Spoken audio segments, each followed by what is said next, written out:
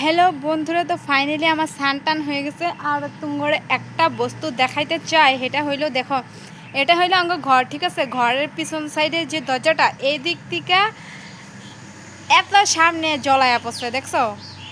এত সামনে জলায় পড়ছে। আমি ঘরের দুয়ারের টিকা হইলো বসি মারি, বসি দিয়ে মাছ উড়াইতে। তুমি চিন্তা করো আমি কত খুশি হইতে পারি। মন আমার খুশিতে একদম নাচতাছে, নাগিন ডাস মারতাছে, টেনে টেনে টেনে।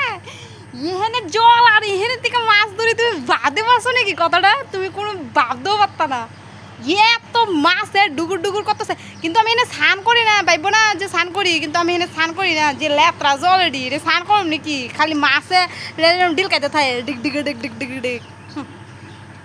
দেখো ভালো মতন জল, তোমার এনে জল আছে, আঙ্গ এনে দেখো দুনিয়ার জল। আর আমি কত খুশি।